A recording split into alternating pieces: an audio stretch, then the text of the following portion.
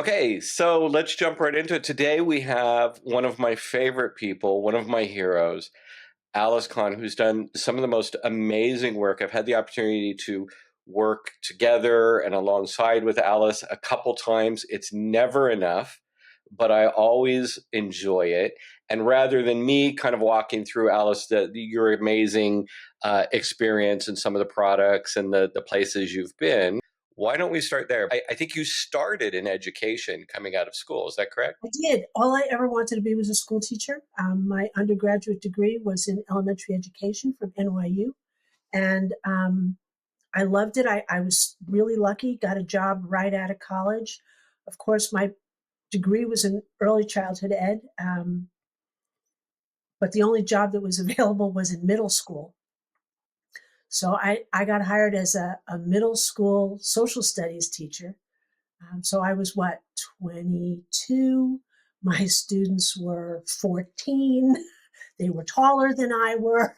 Well, it was like being thrown into the lion's den, but it was a great experience, and I had wonderful colleagues who were incredibly supportive and mentored me.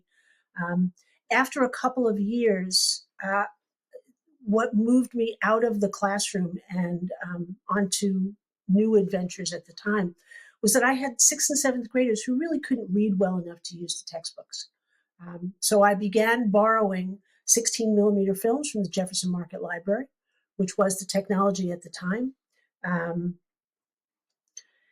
and realized I knew nothing about how learning was different from using a textbook and doing activities in the classroom to using screens-based media. We used programs from, WNET. We watched movies. I really didn't know. I had never learned how you learn from screens, and is that different from, from text and lecture and hands-on activities. Um, so Was start, that pretty unique? Sorry to interrupt you. Was that pretty unique among your peers that moved to a more multimedia approach? I don't think I was, particularly stupid. I think it's just the technology at the time was film strips and 16 millimeter films. I mean, my technology class, senior year in college, we learned how to make bulletin boards, um, sort of how to create classroom environments. But the Right, use, and then I had parents who were very rightly asking it, why does my kid have television for homework? Um, right. so they were asking really good questions. My administrators were asking really good questions. I had terrible answers, or no answers at all. And Right. um, and so I left teaching, went back to grad school in what was then educational technology, um, Okay. and learned a tremendous amount. It was the beginning of computer aided instruction. It was the early '80s. So learning how computers worked, learning how kids learned from more interactive screens-based activities, that was an eye-opener. Um, there weren't a lot of jobs in tech then that focused on kids. It was mostly, I mean, my first job at National Semiconductor was teaching field engineers how to fix mainframe computers. Um, I knew very little about mainframe computers, but I knew how to ask experts questions about the task at hand. So it was very focused. What is it that these, and it was mostly men, guys need to know when they're in the middle of the country trying to fix a computer that's gone down? And it began with take a quarter out of your pocket because that will help you open the door. I mean, it was really simple, but it was Right. terrific instruction in instruction. Um, again, Apple was just getting off the ground then. But again, it wasn't about use in education. It really was about use in business and industry. I Right. was lucky enough that one of my professors at San Francisco State also worked at KQED, the local public television station, Of course. hired me, got an internship, worked there for a couple of years in their instructional television department. Um, Again, having the opportunity to use well-designed screens-based instruction and work with teachers who were just beginning to integrate, television programs and the early start of computer, but it was mostly linear television Yeah. to their into their classrooms. Yeah, which is all very cool stuff. Is it fair to say, Alice, that when you left teaching to go do educational technology to be schooled, is it because you had started using these kind of, let's just call it alternative or multimedia approaches, and you became very interested in that? Is that what drove you to go It wasn't back so to much, school? Or Chris, it wasn't so much that I was interested in it. right? Frankly, I like books. They were just fine with me. But Yeah, I saw incredible interest, incredible achievement in my teenage students when I began using alternatives to paper, pencil, and printed material. All of a right, sudden, I had kids who wanted to make media. They wanted to make, film strips. They wanted to make films. We were, you remember those huge suitcases filled with, oh yeah, video, the porta packs. Um, yeah, but all of a sudden, I saw kids who could have cared less about American history, despite the fact that we were in Manhattan, where you could walk past buildings that had been there 300 years right, ago. Um, yeah, all of a sudden, there was a new interest and a new involvement and a new appreciation amongst my students.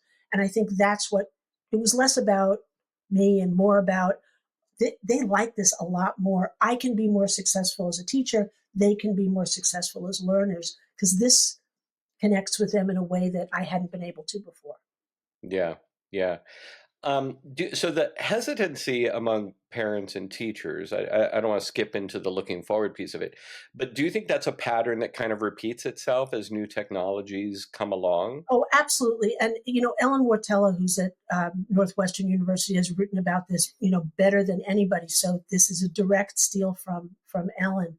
Um, every technology that has, that has come into being throughout the 20th and 21st centuries has been, relegated to this is going to take us to hell in a handbasket Hmm. box. When you think about the original Nickelodeons in the early 1900s, this was a disaster.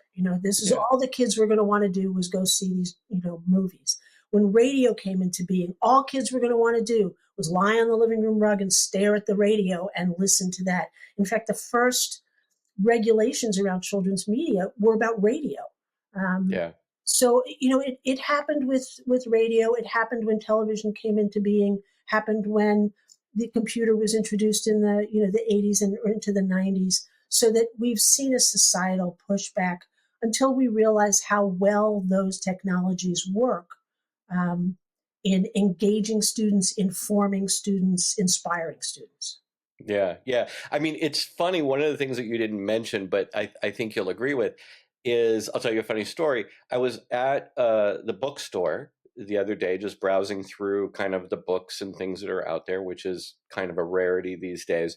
But I think it won't surprise you to know that a lot of the early reader stuff now is presented in graphic novel format, Mm-hmm. which I thought was great, and I would have loved as a kid because I'm more of a visual guy. Right. But it was funny. I couldn't help but think, there was one point when comic books were going to be the end of the world and the end of reading. And now we've finally come to a place where we've embraced it. And I don't think, the current generations even look at it with even a little bit of side eye because it's just so accepted now. It's No, funny how it, I it think just, you're it takes absolutely a right. while.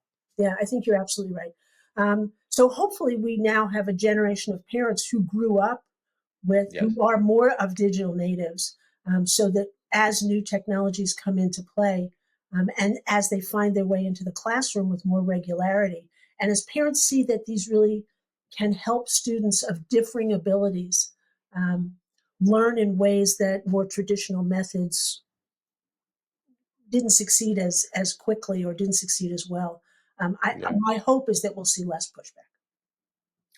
Yeah, I mean, I certainly hope so. I think what'll happen is just the pushback will move on to whatever the next technology is, right? Like it feels like education is always in the technology curve is always the last to kind of attach and be 100% accepting, and that's for graphic novels. It was the same for radio, TV. It was the same for CD-ROMs. It's the same for, Right. I think, unfortunately, it's going to be the same with AI. It just takes a little bit longer than the rest of the adoption curve. And I think Mhm. rightfully so. I think parents and teachers are right to be skeptical, at least initially.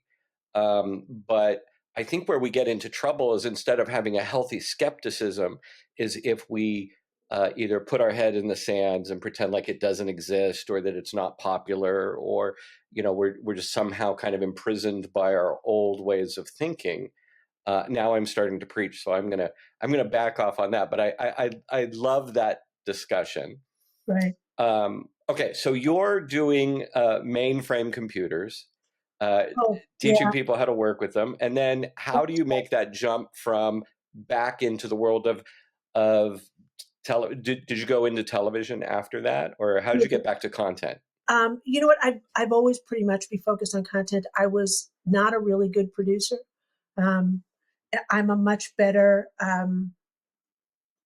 acquirer of content than I am producer of content. And it was, I wish that was different, but it's not. So my strength, I think I realized early on at KQED, was in looking at the target audiences we were serving as public television, understanding students' needs, understanding educators' needs, understanding parents' concerns, and then finding those great writers, those great producers, those great artists, um, who were willing to look at the research in enough depth and create content that that engaged children, as it took them through and allowed them to learn whatever subject it was, whether it was whether it was math or science or English. Speaking to your point about comic books, one of my favorite shows to work on at PBS was Wishbone, which Yeah, was essentially based on the old classic comics. yeah, That idea that you could use pictures and words and sounds. Now Wishbone, it was a terrific show, but it really was in many ways inspired by classic comics. Um, and I think that's been one of the things that I've enjoyed the most about working in children's media, is the opportunity to meet those people who really get kids, who really understand whether it's Mark Brown or whether mm, it's the folks from Magic School, whether it's Magic School Bus, whatever it is. Um, I think one of I honestly, Chris, I can't look at your face without hearing the B says "ba." Um, it just, that was so much a part of my kids' childhoods. So right, the leapfrog was such an influence, and the ability for people to get, oh my God, this is going to really make it. This music is going to move them. This is going to make them want to learn the alphabet and learn how to read. right. That was incredible. Working with Fred Rogers, working with Ann Wood, that was, on Teletubbies, was an incredible opportunity to learn from people who deeply understood what children's emotional needs were, as well as their educational needs. Definitely. I mean, you definitely have a great eye for it, because you acquired some of the things. I mean, definitely the things that my children grew up on and learned so much from. I mean, I'm thinking, if I'm not mistaken, tell me if I'm getting this right, but Barney, Yeah, I think you were involved. Magic School Bus, you mentioned, when they were very young, Teletubbies, and a lot of that great PBS and Sesame Workshop stuff.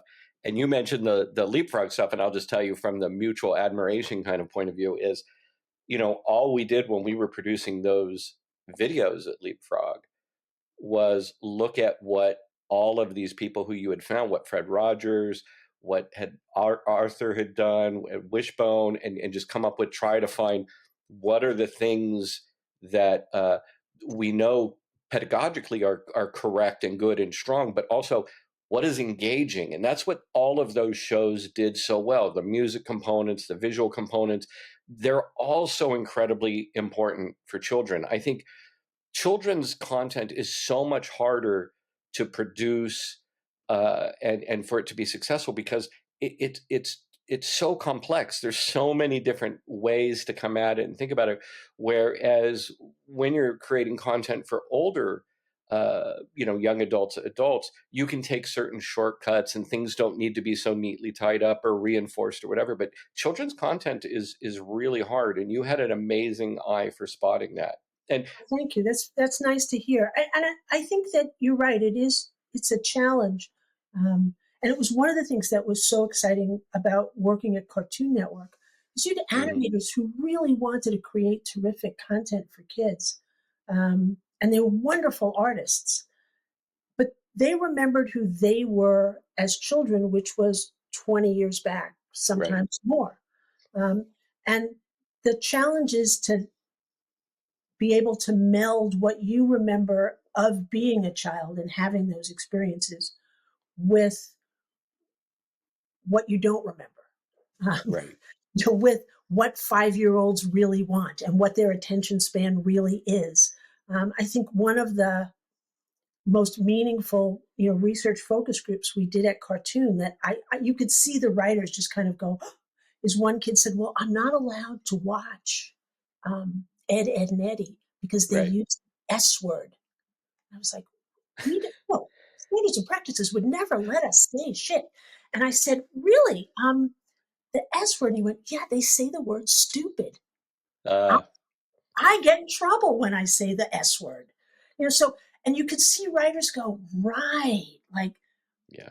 I have to really think about, there's more to life than being, the rowdy kids at the back of the bus. Not that that's not fun sometimes, Yeah. but yeah, But I think you're right. It's that kind of what is the essence of good, engaging content at the child's level, right? It's so important to respect the child, and to if you respect them, then you can kind of come down to their level. Remember the things that felt good because they're not necessarily the same. You just have to take that feeling and put it in a new container that is more relevant. You know, I, I think a lot of adults make the mistake of thinking, "Oh, I can think like a child. That's easy." No, you can't. I always think that the best creators spend a lot of time, either they have their own children and they're pulling from that day to day, or they were teachers and spent a lot of time with kids in the age group, or are spending, and you just mentioned this, are spending a lot of time in testing with the children and understanding what they're reacting to, and then trying to figure out why that is and why is something engaging or effective.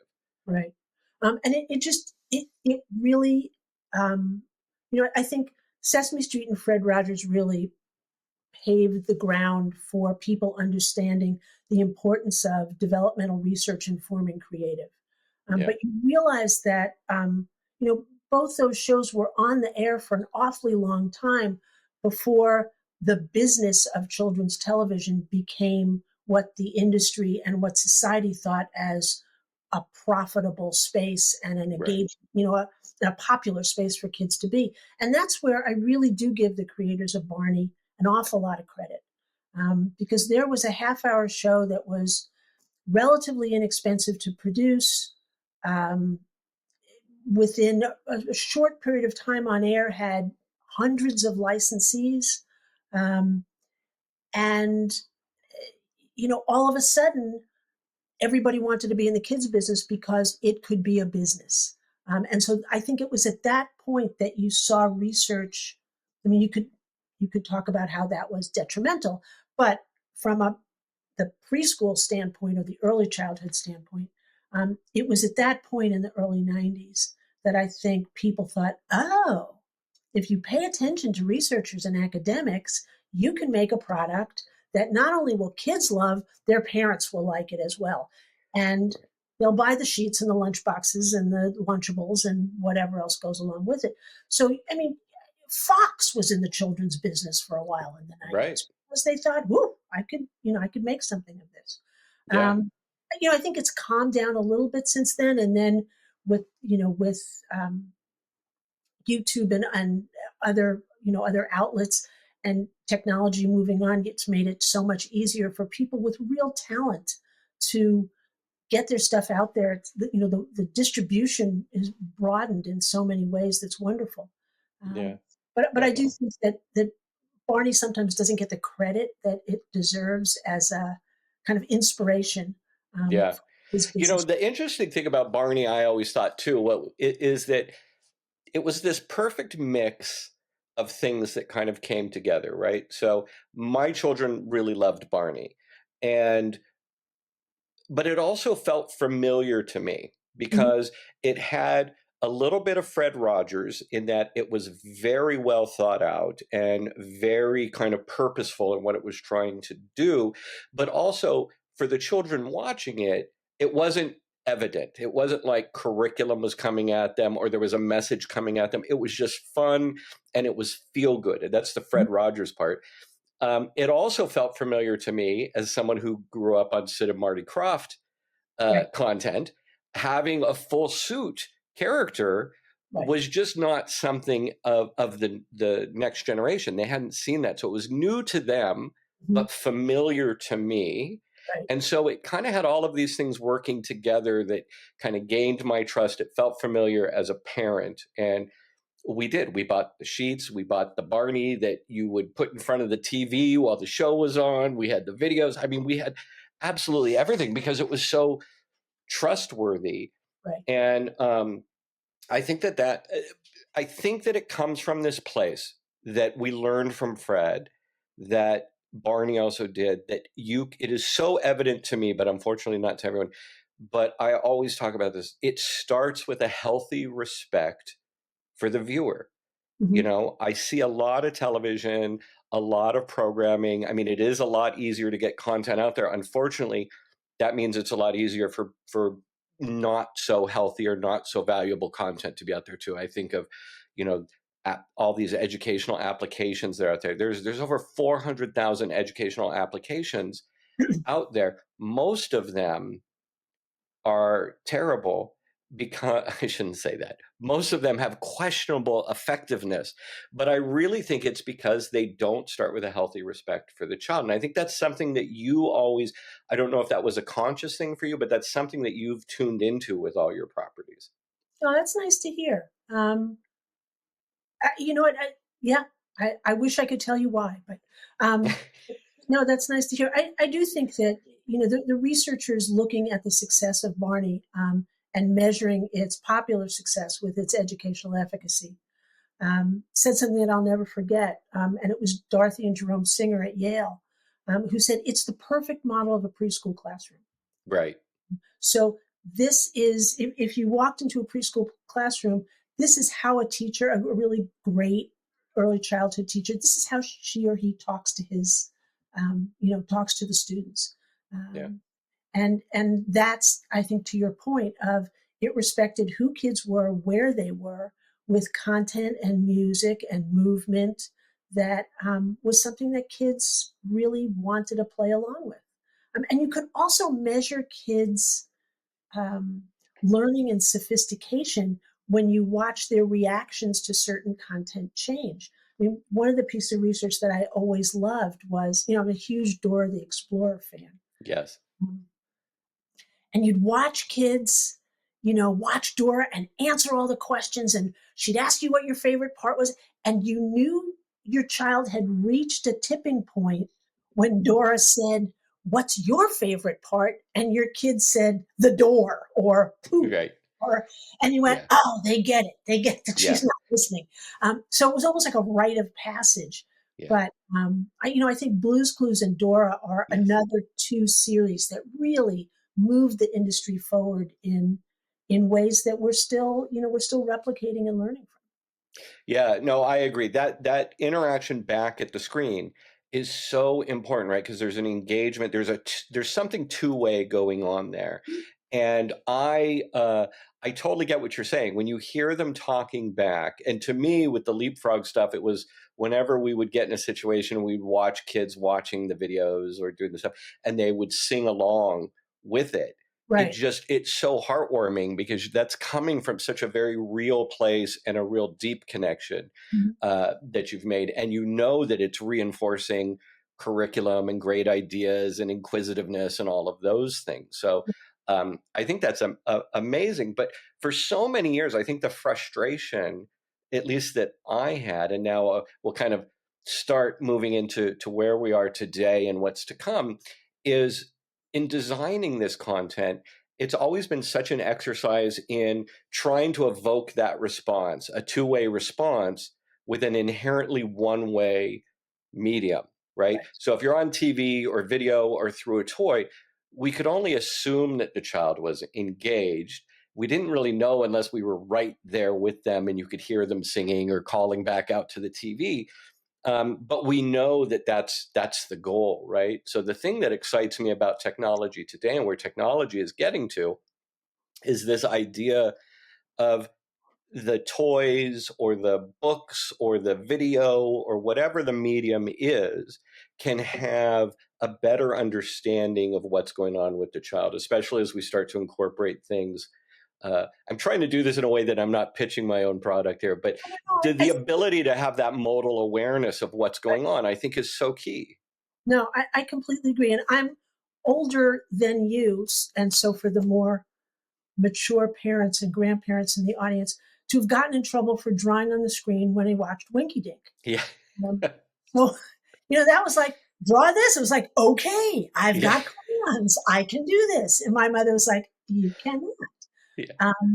So you're absolutely right. I mean, we're finally at a point where the technology can be that friend, that Hmm. friend that really can understand and react to a child's not only engagement interests but learning needs. Right. And that's what I think is so exciting. There's so much potential, um, not only in the standard curriculum, which is critical to children's learning, um, but also as we look at a world where um, grandparents and parents may not speak the same native language as their Right. children, um, and for the ability to share stories in different languages and have the technology provide that translation so we begin to learn each other's languages in exciting ways. Yeah, I think it's and the other thing that I think is there's an opportunity is to rescue those languages where there may not be very many native speakers left. Right. So how do we preserve those languages that where there may be just a few elders who speak that language? I think technology gives us opportunities now that it didn't 5 years and certainly not 10 years ago. Yeah, no, I agree. I think that it's incredibly important. I'm one of those uh, children who D'Angelo, obviously my heritage is Italian, but when my great great grandparents came to America, what was really in vogue was to not speak your native language once you had gotten to America. And so my parents never learned, and therefore I never learned until, I went and learned a little bit, but it wasn't spoken in the house. And so that idea of losing all of your culture when you came to America, I think had the right intentions, but we sadly kind of lost the transfer of knowledge here and there. And I think that kind of happens naturally everywhere, but especially in my experience, it was kind of triggered by them coming and adopting the United States as their new home. But yeah, technology, I think, has the ability to bring us all together in a common language, but also to keep the kind of inherent culture that's behind it, right? It's a great way to record and preserve those things and allow people to still use them regardless of their ability. Right. No, I, Yeah. I think that's critical. And I think the other piece the of AI and other interactive technologies that I'm so excited about is that for so many years, kids with different learning abilities kind of got shunted. Like we didn't know. I mean, as recently as 20 years ago, kids with dyslexia, it was like, well, he can't read. Yeah. It wasn't something we were really good at testing for. It wasn't something that we were giving teachers time, professional development time to learn how to teach to. We didn't. We understood that there was a challenge, an issue. We weren't. We really didn't have the resources to help those kids until they were pretty far along in in their Right. education years. So the fact that now we can watch where, we can watch how children's eyes are moving across a screen. We can begin to see very early on where the challenges are, where the confusion is. Um, I think will give it'll make kids feel better about themselves, and it'll give educators tools that they can use that really fit within their curriculum. I think Right. it's one of the challenges that I think educators I think educators face is that there seems, and again, so the last time I was teaching in a classroom was 1979. Right. The number of things I had to do as a classroom teacher was probably half, if not Right. less, than what teachers are taxed with doing today. Yeah. Um, there wasn't the emphasis on standardized testing. There wasn't the kind of record keeping. There wasn't the demands that are being made on educators now, and the inequality between the demands and the resources being offered is another place where I see technology really being able to um, provide support. And I think that's Yeah, I think it's tragic, right? Because we ask them to do so much. Like, and when are they supposed to find the time to have the additional training? When are they supposed to find the time to pull the certain kids aside? I mean, we think of it like there's a bell curve in every group of humans. There's some that kind aren't are coming up to proficiency, and then there's proficiency, and then people that are past it. You kind of have to focus on the middle of the curve because it's the most efficient. So the people at the top and the bottom are not getting the content or the attention that is personalized to them. And I think that that's the great promise of things like generative AI is to be able to deliver to every child, every reader, every student, exactly the content that is appropriate for them. right. Unfortunately, what I'm seeing a lot, I'm going to get on a soapbox a little bit because I'm hearing a lot of people arguing the same or talking about the same issue that we're talking about, which is teachers are overtaxed, under-resourced, they don't have the time, they can't focus on solving this problem. And there's a very vocal group of people in ed tech today that are talking about using AI to offload the menial tasks or the mundane tasks or the tasks of things like making lesson plans, which I Right. think are well intentioned but really wide of the mark because I don't think the core problem that we have or that teachers have is lies in, like, I think teachers do, they certainly have the resources and the ability to do amazing lesson plans. I don't think AI helps with that. Can it do it? Yes. Is that going to solve the core problem? I don't think so. Right. Also, using AI to pick up mundane tasks is like using a Ferrari to go golfing around, a 9-hole, Right. pitch and putt. It just it's so powerful. It can do so much more. I don't know why we're kind of fixated on. I think we're well intentioned in that we want to help teachers. We all want to help teachers, but I think maybe people are a little too worried about offending teachers by saying, "Hey, maybe AI can do these things better than you," is somehow signaling that they've failed. It's not a failure. It's a computer. What do you expect? But that goes back to our previous conversation, which is, the with every new technology come come new societal challenges or Yeah, societal complaints. So that people feel that, well, if AI can do this, maybe I won't be needed anymore. Maybe it is you have failed, you can't do this, but maybe it's also, well, so will I be replaced by this new technology? Um, and I think that's one of the fears that, again, if you look at this historically, I mm, think parents perhaps felt supplanted when their kids would rather listen to The Shadow yeah, or a yeah, great radio program than have their parents read them a bedtime story. Um, Maybe parents felt that, gee, on a Saturday afternoon, my kid would rather, or Saturday morning, my kid would rather watch cartoons than go outside and wash the car with me and have a catch. So, sure. am I being supplanted by this new technology? And I think what we've come to see over time is that no, it's additive. It becomes something that you and your child share. Um, because what happens is you get the scolds on either side. Yeah. You get the Marie wins, it's the plug-in drug. Um, or then you get the acolytes of technology who are like, yes, throw everything human out. We're going to do it with technology. Right. And there is, as you noted with your bell curve, there is that middle ground that it will take us a little while to get to. But I think, again, if we look at the over the last 124 years, we can see that we have achieved this. Now, I could also make an argument to say, gee, a radio is a lot different than artificial intelligence. Right. Right. But I do think there's a human continuum that argues that we will find that moment of balance.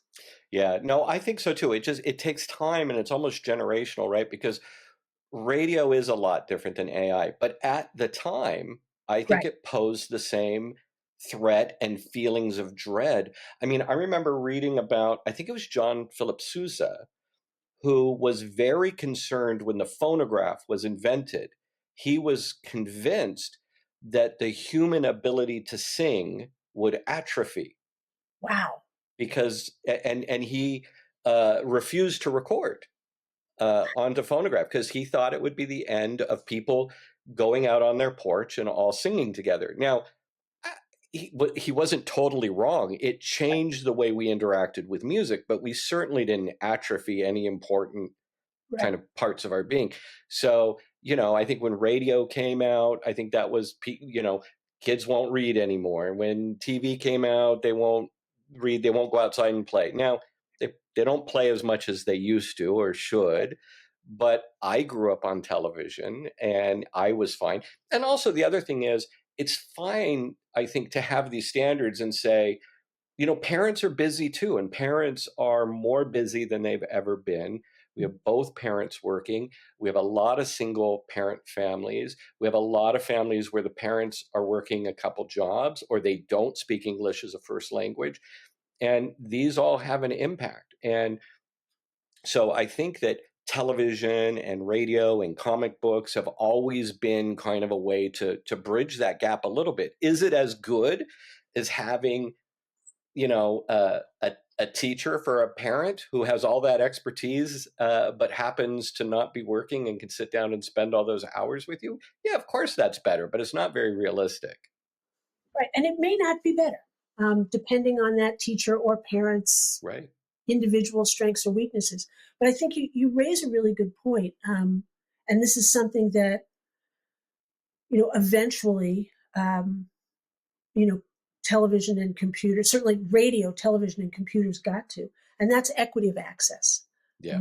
So, when the radio was first invented, like, only rich people could afford those, big wooden Sure. box, mahogany box with the radio in it, and then by the time, I was buying my first radio, it was a transistor with, little Yeah. speakers. So, and, the first computers were very expensive and took up a room. And now, basically your phone has more power than that.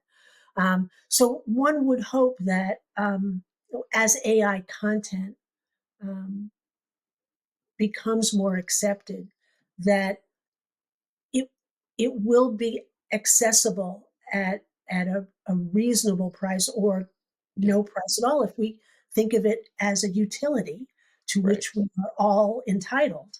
Um, One would hope that this brave new world of interactive education will be equally accessible, no matter where you live or what your income level is. And I think that's a challenge we face in public education.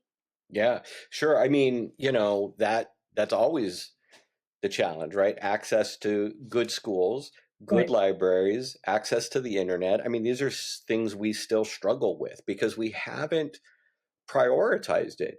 And, if we look at the numbers, it's hurt us. It's hurt us. I think we've fallen to, high 20s, low 30s in the world, based on education performance and, in the PISA studies and stuff like that. We're not doing as well as we think we should be or want to be.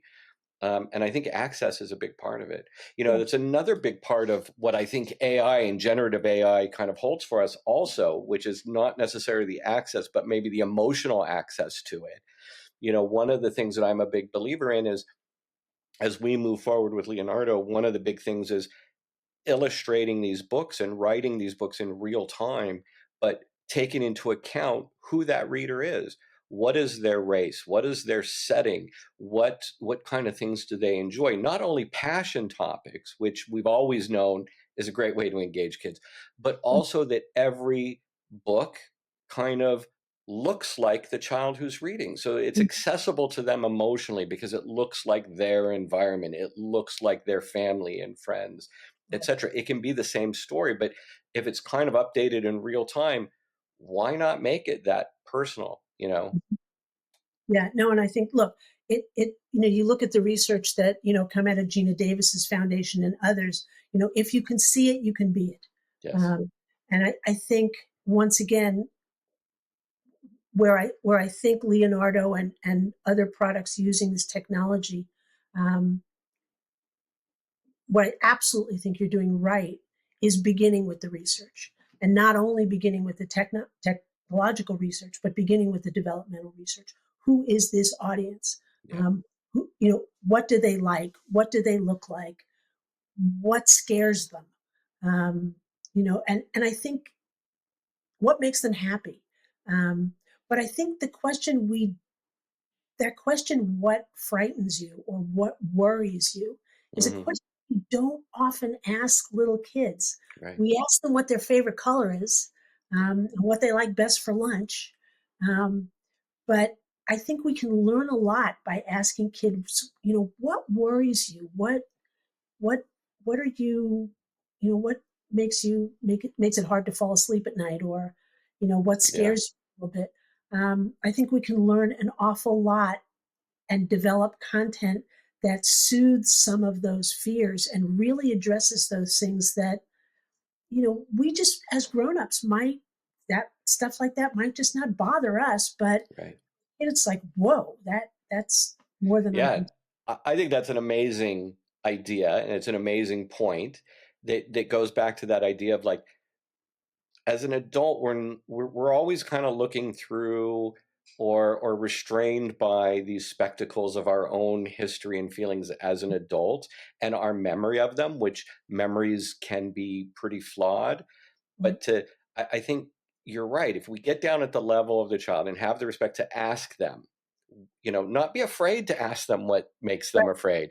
I've definitely been in this situation as somebody who creates content for kids where there are long discussions about, don't frighten, don't ask this, don't ask that, or the problem the classic problem I always hit my head against is the two-sided coin, right? Like, if you want to teach a child not to do something, let's say lie, right, right? You want to tell them that it's always good to tell the truth. Well, then you have to make content that contains somebody who is lying, so that they have to understand both sides of the coin. But what I think a lot of children's content producers do these days, or somebody in the chain of command says, oh, no, no, no, don't show kids lying, because then kids will model that behavior. And it's like, that's ridiculous for two reasons. right, I don't think they model bad behavior if you show them the right way, but you can't show them the right way unless you show them the wrong way, right.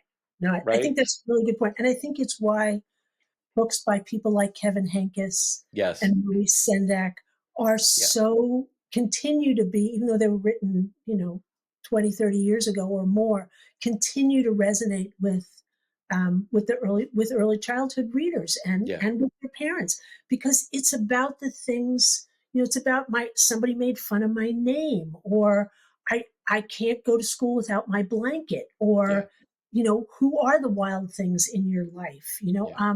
so, and those are real concerns for kids. So again, I think that question of, what worries you, is one of those questions that can spur amazing directions in both content and in technology. Yeah. No, I think so too. And I just think having the bravery And you know I'm going to steal that idea now. We're going to put that in something because I'm I sure think I it's took it brilliant. from somebody else. So gig is um, it's just having the bravery to ask the questions that might make people feel uncomfortable, and that's dangerous to do in today's day and age, unfortunately.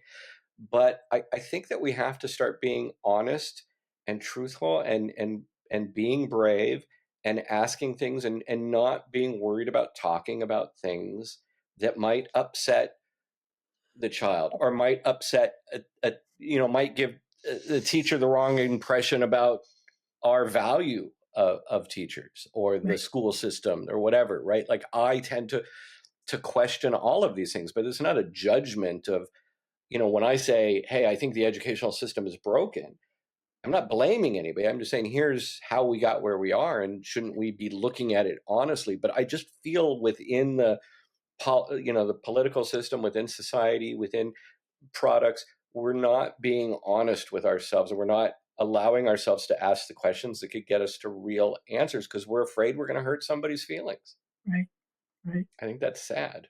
Yeah, no, I think that's true. And I think that the other piece of it that I think is critical is raising or encouraging that next generation of children's media and children's education researchers and content creators. Hmm. So it's why I look with just great delight, at Warren Buckleitner's program at the College of New Jersey, where he's really digging into interactive media and bringing along college students who are graduating with a completely new appreciation Right. for what AI can do for their audiences. Now, not specifically the children's audience, but you know, given Warren's background and his interests, I have to believe that that's part of their curriculum. And Yeah. so I'm always looking for those kinds of programs that are really focused on what does the research say about your target audience? Where are they succeeding? Where are they falling through the cracks? Who's helping them? Where are the helpers succeeding? Where are the helpers falling through the cracks? And how do we use technology to kind of fill in those cracks and bring everybody to a better, easier place for learning? Yeah. Well said. Well said. I think that's amazing. All right, let me wrap it up with this question, right? So, as I start to embark with the team of people who you know well, a lot of the group from Leapfrog and some of the television people that we've put together, and we're at the very beginning of designing an entire content library for early readers. Because you are the expert here and you have such an amazing track record, is there any advice that I can share with the team and say, hey, guys, listen, these are the things we need to pay real specific attention to. Here are some general principles, some ideas. I mean, obviously, I'm going to steal your what scares you. Or is there any other sagely advice like that? No, look, I think, and not to give you a swelled head, but I think where projects like Leapfrog and projects like Barney um, and other early childhood projects really succeed is in embracing their innocence, in Mm-hmm. embracing that sense of wonder about the world around them. I think what you never forgot, and what creators of great children's media never forgot is that there is no separation. That's why I hate the word edutainment. There is no separation between learning and entertainment for young children because Yeah. it's new. You're getting something new. Um, Side story is my wife is the worst retired person in the world and has gone back to teaching full time. And a kid, they were asking like, "What's your favorite class? What's your favorite special in school?" And a kindergartner said, somebody said art, somebody said music, and one kid said, "Well, I want to write that my favorite is PE." And he looked at Robin and he said, "How do you spell that?" Oh no.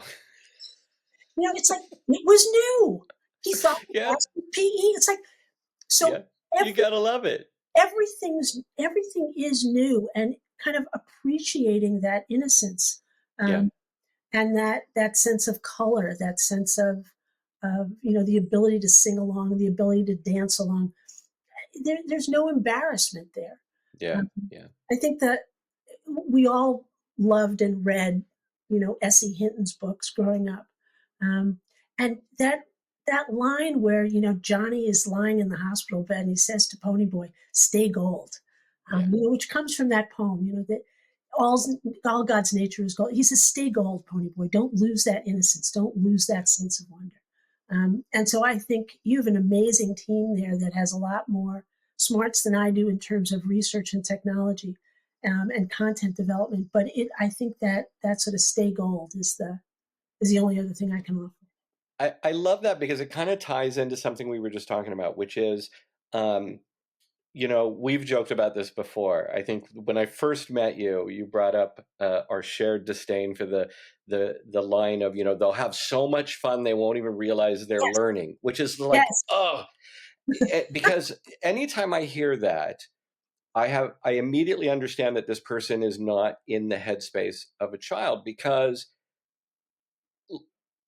looking at learning as a chore or a task is a very adult point of view. For right. some adults, not all adults, but children don't share that sentiment. Children are delighted to learn whatever they can. As you said, they are in the delight of discovery, and it's not a learning as a chore. So it kind of ties those things together. So I love that. Yeah, Great. stay connected to that. All right. Well, I love it. Thank you, thank you, thank you. Hopefully, this is first of It many was great. conversations as we kind of trundle down the path of designing some content here. But I really appreciate the time you gave us today. It was a pleasure. Come see us in Maine. I'm ready. I'm ready. What's the Sounds good. temperature there?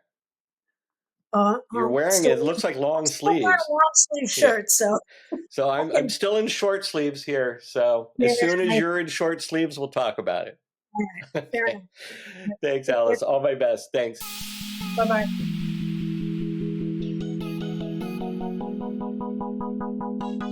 bye.